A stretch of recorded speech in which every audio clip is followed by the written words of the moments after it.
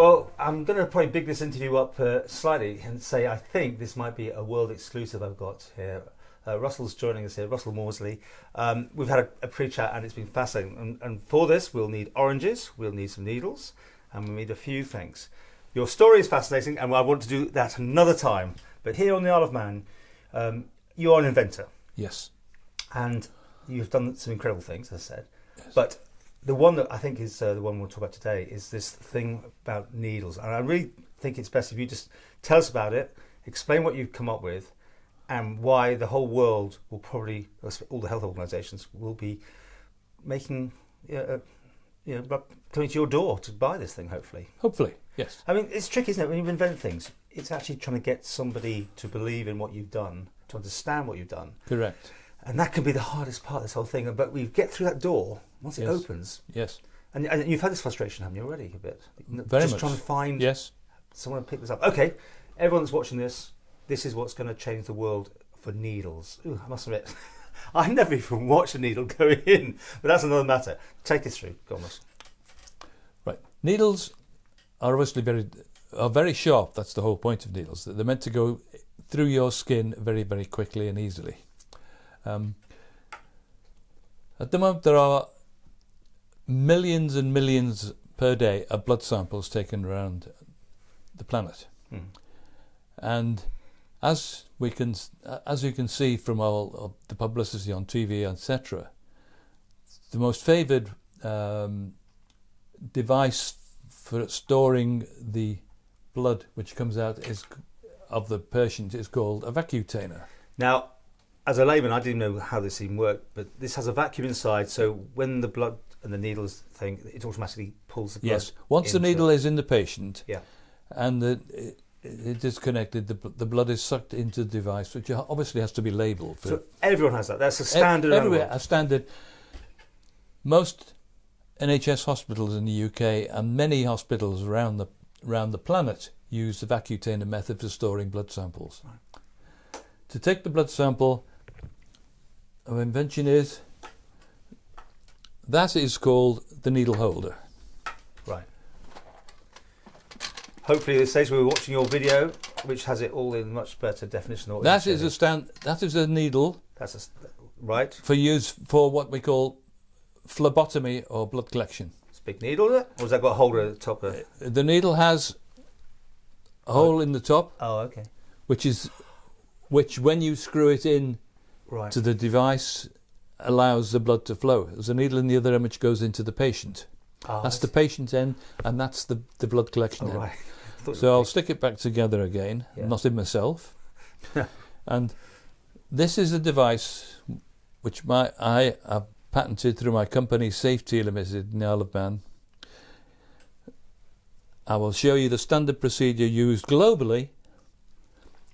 That's the holder for the needle, which is screwed in, like so. And the important part of our device and other devices is the screw-in thread is WHO standard. There's only one thread on this planet used to screw that needle in. So that's interesting. So everyone uses exactly the same system. They have to. Yeah. Yes. So every needle will fit. Yes. Okay.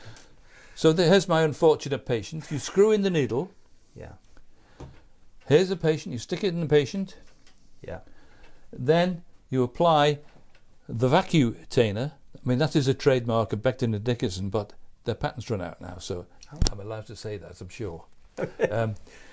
Stick in the vacutainer, which has inside it a vacuum, and the blood flows automatically into the vacutainer. So up to now, basically, everyone does the same thing. That's a worldwide Everyone does the same thing, yes. And then tell us about what would normally happen first, before you tell us about your bit of it. What would normally happen, when you've taken 1, 2, or maybe 3, it depends how many samples you need. Right. So you keep that needle in the person. You leave that. Yes. You put more and more of these. You leave the lead in the person. I'm learning loads here today. Yeah, go on. Yeah. What happens in most NHS hospitals is then you take out the needle from the patient. And of course, in the tiny end of that are maybe 20,000 organisms, some of which can be very toxic. Sure. And contain diseases like HIV, Ebola. And hepatitis C, huge thing for hepatitis C, which is an incurable disease. So how do they make that safe then? there's a flick over device you flick it over with your thumb. Oh, like a sheath. Okay, with the sheath which covers it, yes, plastic. So then that's covered. Then you put it in the thing called the sharp spin. Yes. Right. So we're getting to the point now of what you have changed. This is where we're getting to. What I've changed. Right. With our patented device, you don't do that. You leave the needle in the patient. Yeah. You put your vacutainer, take out your blood collection samples, which are all labelled, obviously, because you need proper procedures. And then this is the thing. This is activating our patented withdrawal system, which is automatic. You leave the needle in the patient. Press the. Oh, that was fast, wasn't it? Okay. Automatically it's extracted. So it's extracted the needle, made it safe. It's trapped inside there. And then you'd put that all in the bin? You can put it in the bin. Yeah, it's got to be disposed of sometime. Yes, but no one's going to touch it. Nobody else can touch it. That is for shake it around. Yeah. It's there. You can drop it in the bed, drop it on the floor. Anybody disposing of it will never get contamination from it or pick up a disease. So that's the major feature of our devices. My watchword is, the last time you ever see the needle is when you put it in the patient. How long does this take you to come up with? I mean, the simplest ideas, of course. It seems very simple to me, but it's not. Right? It's years. It is years. Yeah, I bet. Now, we were talking about getting people interested in this, and you've been to the health authorities on the Isle of Man to start with, because you live here. But no joy yet? Is that right? Am I saying? Or nobody will. What? No. What I want to do is called a clinical trial. Yeah. But nobody's offered to do it. Okay. I'll tell you something interesting, Paul. I took it to 2 hospitals in Cheshire in the UK, 2 serious hospitals. And I said, I want to demonstrate this device. It's a safety device. Well, the first hospital I went to, I won't name it because it's not fair. No. First hospital I went to, the chief phlebotomist and her staff said, oh, can you wait an hour and a half? I said, yeah, I'll come back in an hour and a half, which I did. And they'd got the chief phlebotomist from another hospital 30 miles away because she said they wanted to see it as well. So then I had two chief phlebotomists and the crew at this particular hospital in South Cheshire, and I demonstrated it. I was going to demonstrate it as I did in that orange, and they said, no, we're going to demonstrate it on ourselves. And I said, you can't. I said, you can't do that. I mean, rules, and we're going to do it on ourselves. And the chief phlebotomists demonstrated on themselves with their staff, and you know what they said? Wow, can we have it? So you're getting some interest already. Huge interest, yeah. So the Isle of Man, I mean, you're keen that the Isle of Man gets involved, but not... I do, yes. I would like some help from the Isle of Man to take me to the next commercialisation stage. Yeah. I mean, you've done all this inventing. You're a man of wealth as to some degree. I mean, you've sold out businesses. Yes. I mean, so it's not like Dragon's Den, for instance, right? You know, other people would need the financing. You don't need that part of it. You just need an authority in health to come on board with you. I need some finance because to commercialise them, I'll have to make trips to various places. I'll have to make new tooling is very expensive. We're talking about tooling for this, multi-cavity tooling for this. It's £500,000. Wow. Just like that. So I need some more tooling. We want to, so you do need a bit of backing. You need a bit of everything. Oh yes. Okay. How do they get hold of you? Is it through your company, Safe Tea? Safe Tea Limited, yes. They can find you in the book, can they? Put a number up, shall we, on the screen? As I've told you, Paul, I'm digitally dim.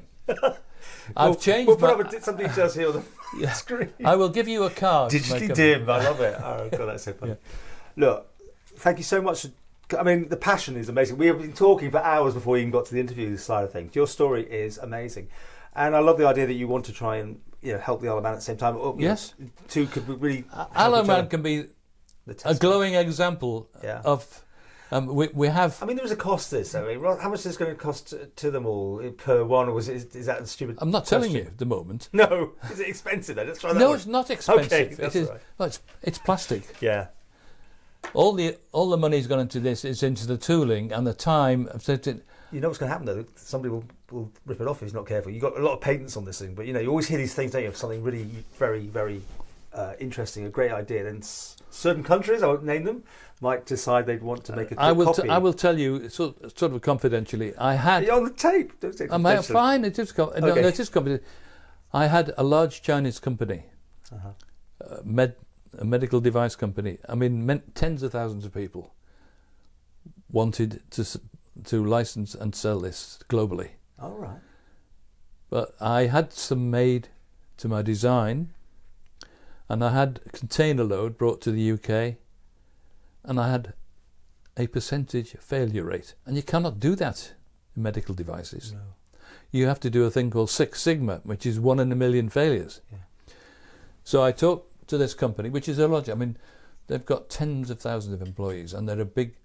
And they'd created, unfortunately, What I went to them and said, look, I'm not happy the way you're doing it. I had to pay money to dispose of a container of those. I thought, you can never send a device out, which, as I said, my previous company, I sold technology, which was taken up by Johnson & Johnson. And little company. A little company, yes. And who's bringing their own vaccine out the minute, aren't they? So, and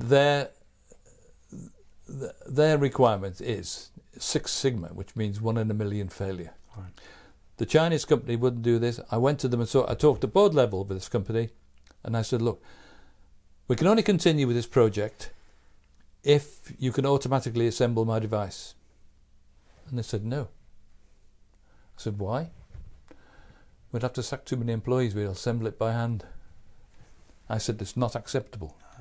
Not acceptable. So at that time I said, any potential contract is off. So I will bring all my tools back to Europe, and goodbye, which is what happened. Okay. Right. Anyone watching this who thinks this is a good idea, wants to get involved with you, details again on the screen here, and do come back and let us know.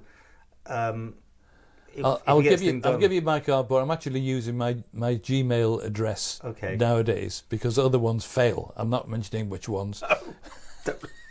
All right. Thank you very much, and really all the very best with this. And as I say, it just seems like such an obvious thing to help and to save potential infections it's safe. Things. There are so many diseases. I mean, there will be other viruses around. They will happen. They've already happened in the Democratic Republic of Congo. They're happening now. Ebola's happening. We know about HIV, hepatitis B, hepatitis C, all the diseases you can catch from a needle which is contaminated with blood.